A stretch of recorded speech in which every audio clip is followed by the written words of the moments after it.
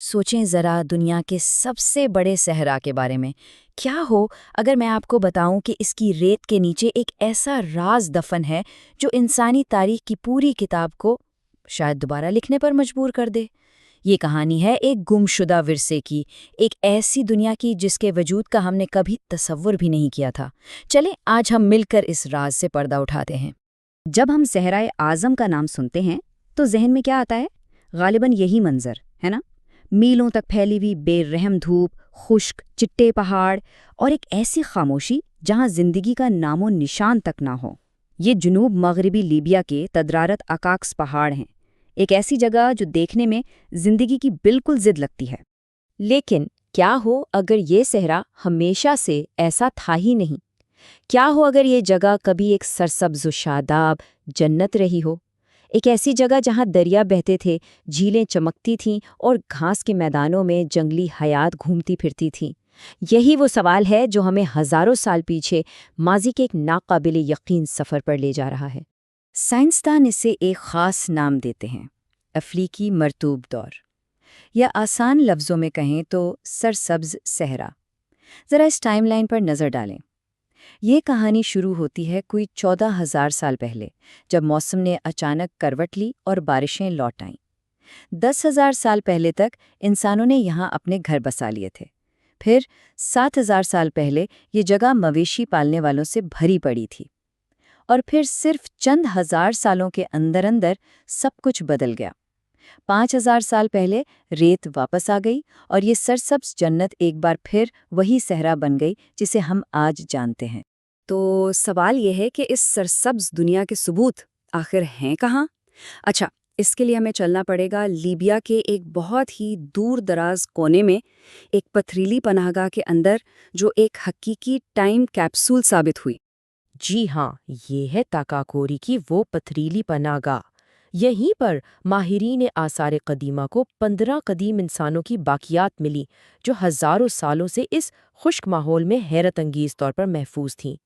یہ دریافت صرف ہڈیوں کا ایک ڈھیر نہیں تھی، بلکہ یہ ایک پوری گمشدہ دنیا کا دروازہ تھا۔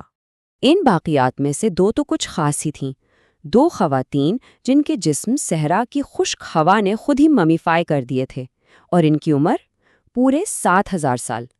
لیکن یہ دریافت تو صرف شروعات تھی، ایک ایسی تحقیق کی جس نے آگے چل کر بڑے بڑے سائنسدانوں کو بھی حیران کر دیا۔ اچھا، ان کی قبروں سے جو چیزیں ملی نا، انہوں نے ان کی زندگی کی ایک جیتی جاگتی تصویر ہمارے سامنے رکھ دی۔ یہ لوگ کوئی عام خانہ بدوش نہیں تھے، ارے یہ تو ماہر چرواہے تھے جو بھیڑ بکریاں پالتے تھے۔ یہ بہت ہنر مند شکاری اور دریاؤں کے ماہر ماہی گیر تھے۔ ان کے بنائے ہوئے مٹی کے برتن اور پودوں سے بنی نفیس ٹوکریاں ان کی مہارت کا منہ بولتا ثبوت تھیں، اور وہ ایک جگہ ٹک کر بھی رہنے لگے تھے۔ یہاں سے اصل سائنسی جاسوسی شروع ہوتی ہے۔ آثار قدیمہ کی دریافتیں تو ایک کہانی سنا رہی تھیں، لیکن اصل راز تو ان خواتین کے ڈی این اے میں چھپا ہوا تھا۔ ایک ایسے ورثے کی سرگوشیاں جسے سائنسدانوں نے ایک بہت ہی عجیب نام دیا ہے، گھوسٹ لینیج، یعنی بھوت ورثہ۔ اب یہ سمجھنا ضروری ہے کہ یہ سب پتہ کیسے چلا۔ یہ اصل میں ایک سائنسی انقلاب کی وجہ سے ممکن ہوا۔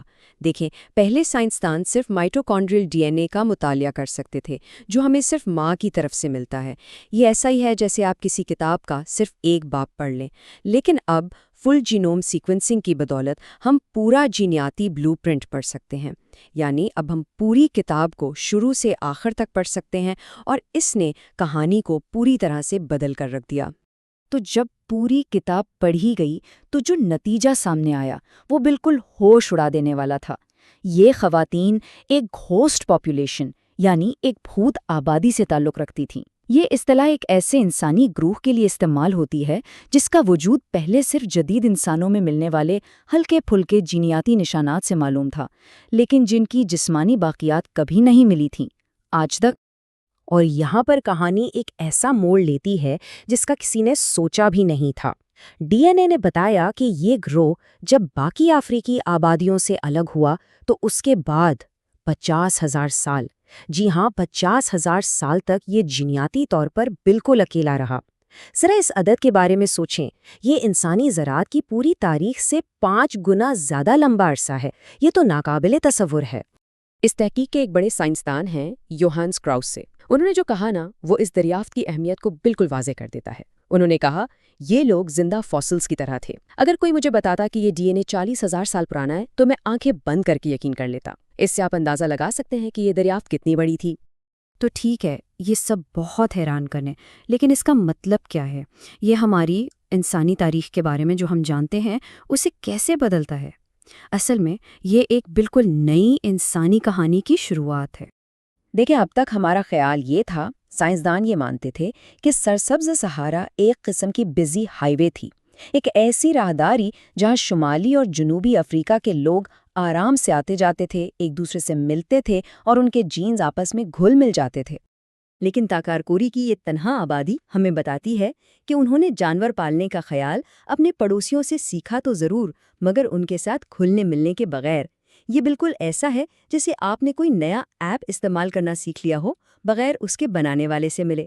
تو یہاں اہم بات یہ تھی کہ خیالات کا سفر ہو رہا تھا، لوگوں کا نہیں۔ تو آخر میں ہم اس سب سے کیا سیکھتے ہیں؟ پہلی بات، سرسبز صحارا کوئی میلٹنگ پاٹ نہیں تھا، بلکہ یہ الگ تھلگ متنوع ثقافتوں کا ایک خوبصورت مجموعہ تھا۔ دوسری بات، جانور پالنے جیسی بڑی ایجادات لوگوں کی بڑی بڑی نقل و حرکت سے نہیں بلکہ خیالات کے تبادلے سے پھیلیں۔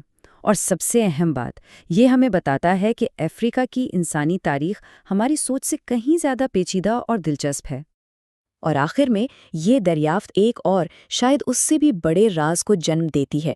ہم جانتے ہیں کہ صحارا 15,000 سال پہلے سرسبز ہونا شروع ہوا تھا، تو سوال یہ ہے کہ یہ الگ تھلگ ورثہ اس سے پہلے کے 35,000 سال جب یہ پورا علاقہ ایک شدید صحرا تھا، آخر زندہ کہاں رہا؟